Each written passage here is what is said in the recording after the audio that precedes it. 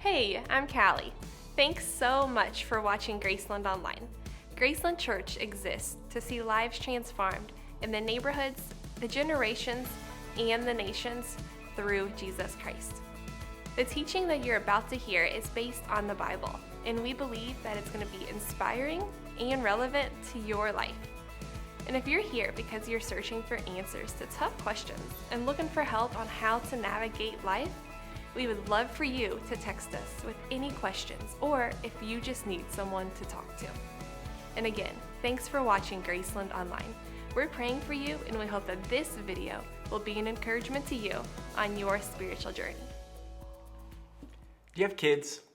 If you do, then I'm sure that you can relate to what I'm about to tell you. Now, if you don't have kids, then I just want you to take a moment, think back to when you were a kid. I have a son, he's 5 years old, and he is just a hot mess. Now, he's a really sweet boy. He's super compassionate very often. In fact, he'll regularly think about his sister, and his heart will break whenever she is hurting. But on the flip side of that, man, this little boy can just straight lose it at the drop of a hat. In fact, there are times that when he doesn't get his way, he'll say something like this. He'll be like, "This is the worst day ever." And many times he'll say that because he thinks that life just isn't fair. Whenever his sister gets to have a sleepover, he will say, "That's not fair." If he doesn't get more candy, if he doesn't get to watch more TV, if he doesn't get to have more time on his Kindle, these things just make him say that life is not fair. Can you relate? Have you ever thought that life is just not fair? Have you ever been treated unfairly?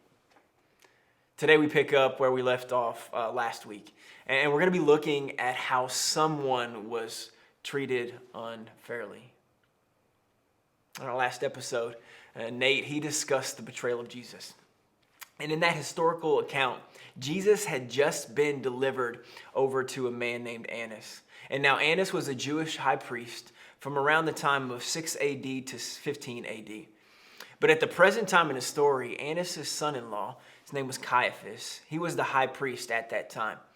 But we'll get to him, get to Caiaphas just a little bit later.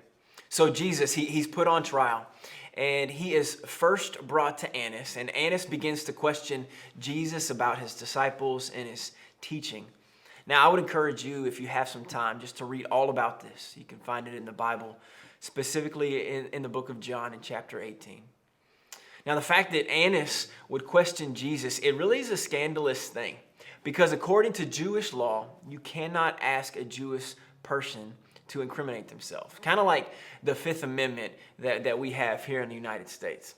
And so knowing this law, Jesus answers Annas, and he tells him that he taught openly to people, and he was keeping nothing secret, and that Annas should just ask the people that he was teaching, bring in some eyewitness accounts. You see, this is how a trial was supposed to be. But this trial was anything but fair. In fact, after Jesus gave Annas this response, an officer that was standing by, he actually would strike Jesus. And he would ask Jesus, "Is that how you answer the high priest?" From there, Jesus, he's bound. And Annas sends Jesus off to his son-in-law, Caiaphas, who again is the current high priest at this time. Now, once Jesus gets to Caiaphas, Caiaphas brings two false witnesses against Jesus. And Caiaphas asks Jesus if he is the Christ. And here's what Jesus says. He says, "You have said so.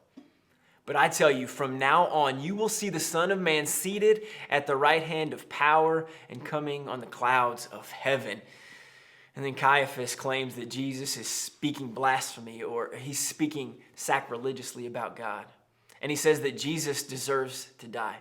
So they spit on him, they strike him, and they slap him. You see, this trial was anything but fair.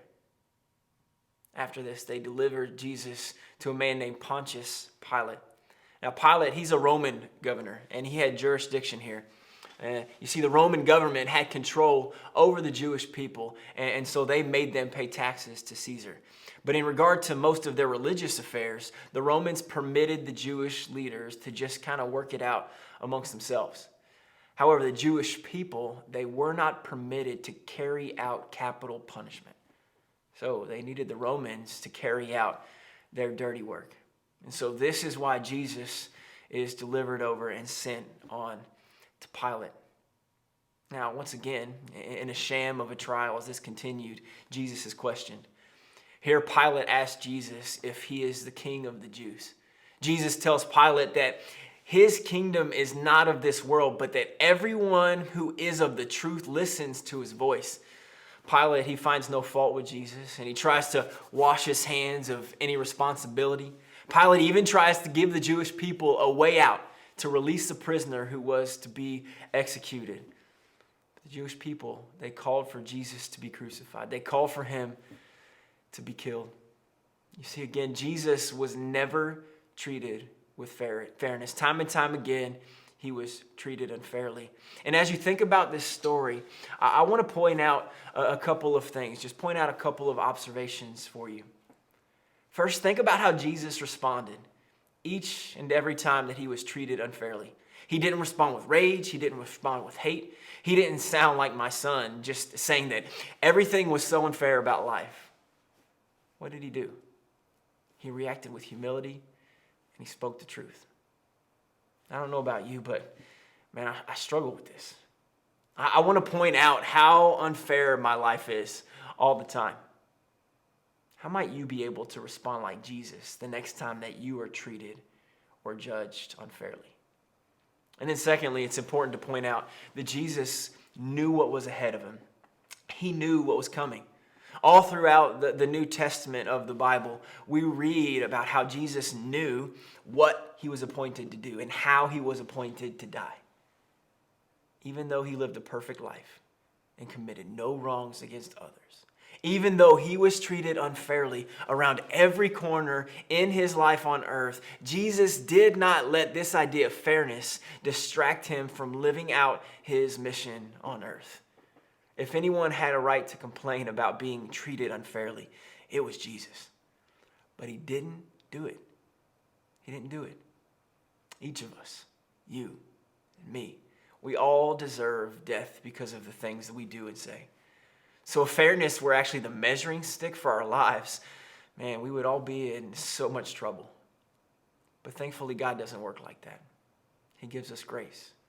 And he did that in abundance through Jesus. Jesus was treated unfairly in order that you might be granted mercy. Jesus was treated unfairly so that you could be given grace. If you've not experienced the grace that I'm talking about, we would love to tell you all about that. Please reach out to us. Text us at 812-432-2234, and we would just love to introduce you to Jesus. If you feel like my son and you just feel like that you're having some of the worst days of your life, then we want to come alongside of you. We want to walk through you in your circumstance. We want to walk alongside of you in your circumstance. But thanks again for tuning in. I want to invite you back next week to the next episode as we continue this conversation and as we look at the last days of Jesus' life on earth. Please be sure to hit the like button and or share this episode with others if you found this helpful or if you were blessed by it. Have a great week, and we'll see you again next time. Thanks again for watching Graceland Online. We hope that God spoke to you today through this video. And again, feel free to text us if you have questions about what you heard or if there's a way that we might be able to help you.